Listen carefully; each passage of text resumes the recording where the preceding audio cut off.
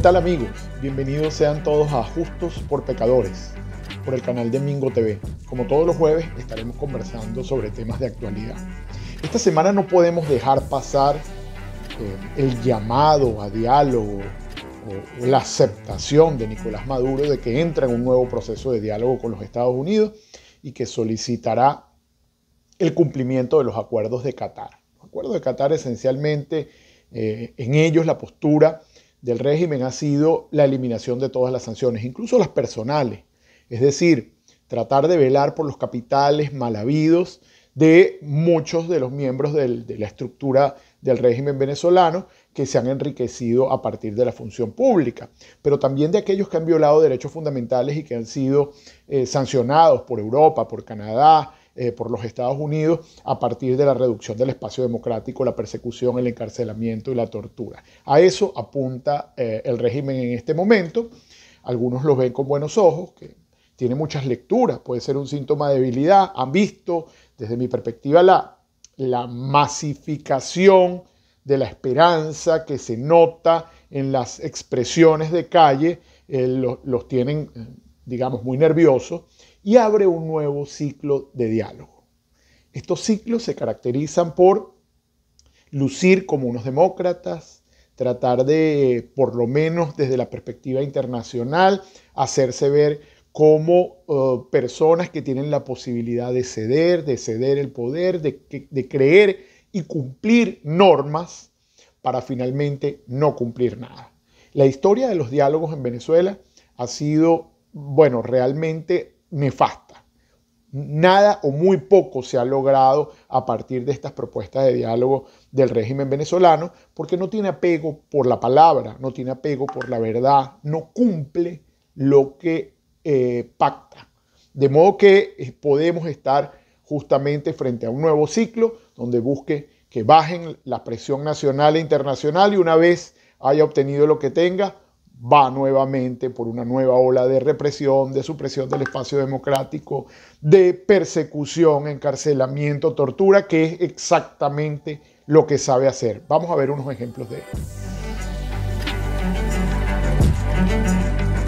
En el 2014, con el agua al cuello, con las manifestaciones populares, con una gran presión desde la perspectiva mediática, internacional, se habían producido gravísimos hechos contra los derechos humanos. Maduro llamó a la Conferencia Nacional de la Paz. Eso fue en 2014. Habilitó los espacios de Miraflores. Allí invitaron al entonces canciller de Colombia. Estuvo de garante también el canciller de Brasil y el canciller de Ecuador. El Papa, recuerdo, envió una comunicación presentando buenos augurios y solicitando que las partes pusieran el mayor interés en la resolución del conflicto. Esto apaciguó, por supuesto, la protesta popular y toda la movilidad que había en ese momento. 5 horas duraron en cadena nacional, donde miembros de la Unidad Democrática pudieron exponer cuáles eran los problemas principales del país y que tenían que ser abordados. El régimen tomó nota, se comprometió a resolverlos, a crear comisiones, a crear grupos de enlace, a brindar mayores espacios a la democracia, a corregir el rumbo. ¿Cuál fue el resultado de esto? Más presos políticos, más represión, ganó más tiempo, se robó las elecciones de manera posterior, es decir, logró estabilizar por un tiempo más la precaria situación que vivía en el momento. Así que estos ciclos ya los hemos vivido. Vamos a seguir viendo cómo una y otra vez ha echado mano del diálogo cuando se ve ante una situación comprometida o que comprometa la estadía en el poder de la dictadura gobernante. En el 2016 se habían recogido las firmas para el referéndum revocatorio.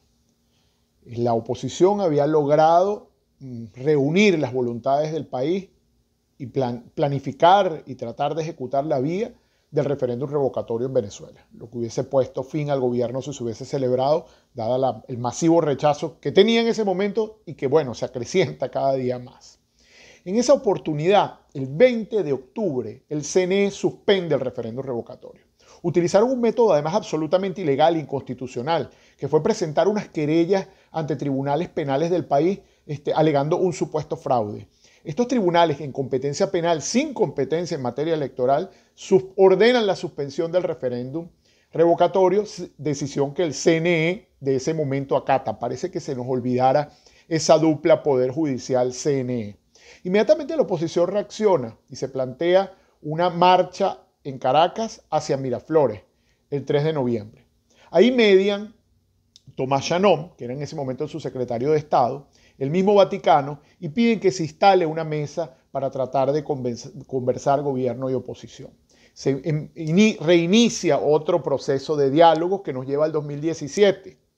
Pero ese proceso de diálogo, ¿qué reportó para el país? Solo tiempo para Maduro, porque poco después, empezando el año 2017, el Tribunal Supremo de Justicia emite 2 sentencias mediante las cuales prácticamente suprime de manera definitiva el poder legislativo, la asamblea que se había ganado en el 2015, y otorga plenos poderes en materia legislativa al mismo Maduro. Es decir, el único brazo que tenía dentro de los poderes públicos la oposición como mecanismo de expresión y de presionar a favor del retorno a la democracia queda prácticamente anulado a partir de esas decisiones y se inicia un nuevo ciclo de protestas públicas, unas grandes manifestaciones en el país, tal vez las más grandes de la historia, que son seguidas de una inmensa ola de represión sin ningún pudor, donde el Estado asesinó personas, donde se apresaron masivamente y se generaron crímenes de lesa humanidad gravísimos que se encuentran hoy siendo ventilados en la Corte Penal Internacional. Pero fíjense que el apaciguamiento del 2016 y de esa marcha que iba a Miraflores fue precisamente producto de un proceso de diálogo donde el gobierno aceptó sentarse, donde el régimen venezolano aceptó sentarse y apaciguar la situación, calmar, hacer una serie de promesas que no cumplió. Por el contrario, su respuesta fue una arremetida contra la Constitución y contra los poderes públicos a través de los de siempre. La Sala Constitucional del Tribunal Supremo de Justicia, que en ese momento tenía 5 magistrados, y esos 5 magistrados desmontaron la democracia. La desmontaron con esa sentencia y la desmontaron luego con el poder otorgar a Maduro la posibilidad de hacer un llamado a una Asamblea Nacional Constituyente absolutamente contraria a la Constitución. Hay que hablar de esos magistrados de manera posterior. Lo haremos en un próximo encuentro, porque la gente tiene que ver con nombre y apellido quienes han servido al desmontaje de la democracia a través de la Sala Constitucional. En 2017 se produce, por supuesto, tal vez la más grande expresión de descontento en Venezuela. Miles de personas toman las calles de todo el país. Prácticamente se paraliza el país por este cúmulo de violaciones constitucionales que se venían produciendo, sobre todo quitarle las facultades a la Asamblea Nacional, por la que la gente había votado, haber eliminado el referéndum revocatorio y toda la ola represiva que vino. El régimen respondió con lo único que sabe hacer. Sobre todo se produjeron una serie de asesinatos, más de 150 personas murieron, la mayoría de ellos jóvenes y estudiantes, causas que muchas de las cuales investigué personalmente y llevé a organismos internacionales. Cuando esta situación estaba increciendo, muy complicado, había muy poca posibilidad del régimen de tratar de controlarlo, apelaron a un nuevo diálogo en 2017 en República Dominicana con la venia de algunos interlocutores internacionales que siempre hacen el juego a este tipo de propuestas del régimen. Fueron 6 rondas en República Dominicana, deben recordarlos ustedes, se reunieron en 6 oportunidades. La oposición pedía que se abriera un canal humanitario y que se reconociera que había una crisis humanitaria en el país. Pedía además la liberación de los presos políticos, la restitución de las competencias de la Asamblea Nacional que había sido arrebatado por la Sala Constitucional y que se suprimiera la Asamblea Nacional Constituyente que se había instalado para Maduro controlar el resto de los poderes públicos y que se fijara una fecha para las elecciones. Recuerdan, ¿qué se obtuvo de esto? ¿Alguna de estas cosas se obtuvo? Ninguna. Ninguno de estos puntos fue considerado de manera seria. Luego de haber logrado a través de la violencia desmedida, el uso de las armas, disparado contra la gente, asesinado personas, entonces se sentaron como mansos corderos, dijeron vamos a dialogar, mantuvieron a la oposición durante 6 sesiones y finalmente en diciembre dijeron me levanto y no voy a acordar ninguna de esas cosas. ¿Cuál fue la consecuencia? Más presos políticos, más represión, el control absoluto del sistema de justicia que lograron poniendo a Tarek William Saab, modificando una cantidad de normas y generando mayor represión. Se blindaron para inventar un proceso electoral en 2018 llamado por la Asamblea Constituyente. Nombraron nuevos poderes, modificaron algunos de los poderes públicos, como en el caso del judicial y el poder ciudadano, y se afianzaron en el poder. ¿De qué sirvieron los diálogos en República Dominicana? Bueno, absolutamente de nada, solo para afianzar al poder. Así que hay que tener siempre muy claro de dónde venimos para saber hacia dónde vamos. El régimen, siempre que está en una situación coyuntural difícil, hace el mismo planteamiento y nos coloca en el mismo ciclo. Un grupo acepta sentarse y finalmente nos lleva al punto de inicio, es decir, no se obtiene nada y se mantiene el afianzamiento del poder. Recordemos entonces que en 2018 Maduro hace una ilegítima elección que la desconoce el planeta entero. Una elección en la que participan algunos llamados opositores y tratan de legitimar un llamado a elecciones hecho por la ilegítima Asamblea Nacional Constituyente. Maduro se reelige por 6 años más. Pues eso genera una nueva crisis y en 2019 México y Uruguay llaman a crear un nuevo espacio de diálogo. Participa la Unión Europea, el Papa hace un nuevo llamado a diálogo, se filtra por ahí una carta donde se sabe que el Papa le dice a Maduro, excelentísimo señor Maduro además, le dice que ha incumplido los acuerdos previos, que no ha cedido en nada, y se crea el llamado grupo de contacto. ¿Recuerdan? Un grupo de contacto donde una cantidad de estados europeos y otros latinoamericanos intentan buscar una solución para Venezuela, para el tema venezolano, que haya un acercamiento entre las fuerzas democráticas y Maduro y que Maduro ceda, empezando por reconocer de que se encuentra ante una elección ilegítima y detentando un cargo ilegítimamente. ¿Qué se obtuvo de eso? Nada, cero, no se obtuvo nada, pérdida de tiempo y Maduro fue ganando más tiempo y tratando de consolidarse hasta que, por supuesto, se produce ese llamado vacío de poder absolutamente constitucional y se juramenta al presidente de la Asamblea Nacional como presidente interino y se produce este reconocimiento por parte de gran parte de la comunidad internacional. Eso nos lleva a una nueva crisis. En el 2019, con toda la crisis institucional, empieza un nuevo ciclo dialoguista. En este ciclo, además, se empieza a posicionar a Noruega como el gran negociador. Noruega se muestra su experiencia ante el mundo de haber participado en decenas de conflictos y que ha logrado acercar a las partes en la búsqueda de soluciones, etc. Y se vende como el gurú que puede precisamente destrabar la situación institucional en Venezuela y lograr que hayan unas elecciones legítimas, unas elecciones limpias, y acabar con esa anomalía institucional de un presidente constitucional, que era Juan Guaidó en ese momento, avalado por la ausencia de un presidente legítimamente electo, y Nicolás Maduro detentando el poder en Miraflores de manera inconstitucional. Empiezan una serie de reuniones, estas reuniones se dan en Barbados. Es importante entender que Barbados ha prestado su territorio de manera permanente para que se produzcan estos encuentros allí. Y algunas investigaciones vinculadas con lavado de activos apuntan a que en Barbados se encuentran gran parte de los activos de algunas de las organizaciones mafiosas que están en el poder en Venezuela. Y esto es muy interesante porque ¿qué real interés puede tener Barbados en que se desmonte esa anomalía institucional cuando muchos de esos capitales están resguardados en Barbados y eso fortalece la economía de Barbados? Eso habrá que analizarlo en algún momento. Cuando se escriban los detalles de la historia, Habrá que ver el papel de Barbados, si realmente tenía la condición de ser un alojante de las conversaciones, justo, imparcial, equilibrado, cuando tenía un interés económico en estas cosas. Estas negociaciones se acaban el 15 de septiembre, se dan por terminadas, ante el incumplimiento de todo lo que había planteado el régimen.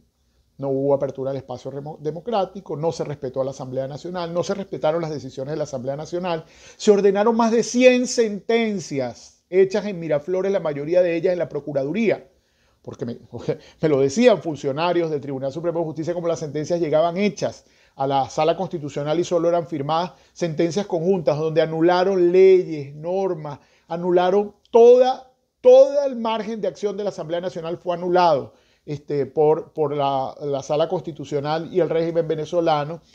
Crean esa tesis del desacato permanente y empieza la persecución a diputados, miembros del llamado gobierno interino, de modo que se va fortaleciendo Maduro mientras estaba en un proceso de diálogo en Barbados, mediado por Noruega, el gran gurú de las negociaciones. ¿Y a qué llegó esto? A nada.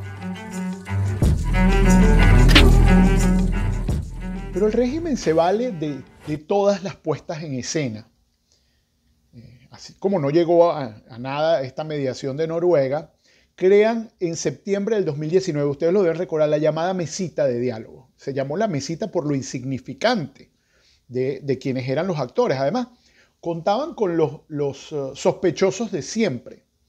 Ahí se reunieron en Miraflores, en varias oportunidades, los de siempre. Timoteo Zambrano, Claudio Fermín, Henry Falcón, Felipe Mujica, Bertucci.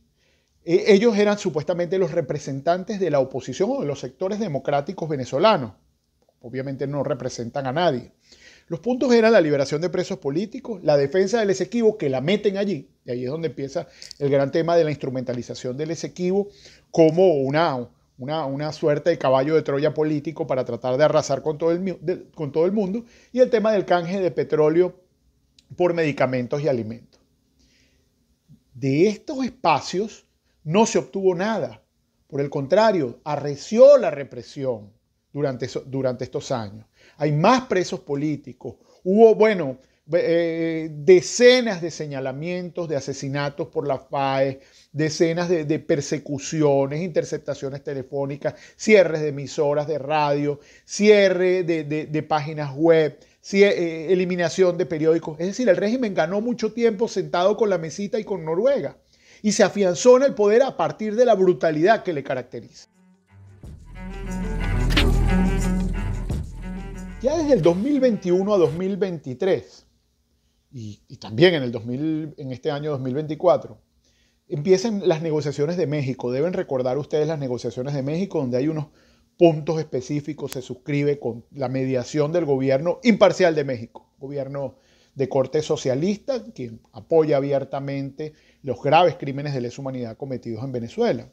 Se sienta la plataforma unitaria venezolana en México tratando de llegar a un cronograma de elecciones justas, de elecciones generales, liberación de presos políticos, apertura de los espacios democráticos, decenas de encuentros, conversaciones, charlas, Noruega de por medio nuevamente y el gobierno ganando tiempo, apresando personas, persiguiendo y inventando conspiraciones, Tarek William Saab, una y otra vez persiguiendo ONGs, persiguiendo abogados, defensores de derechos humanos, persiguiendo periodistas, mientras estaba sentado dialogando en México.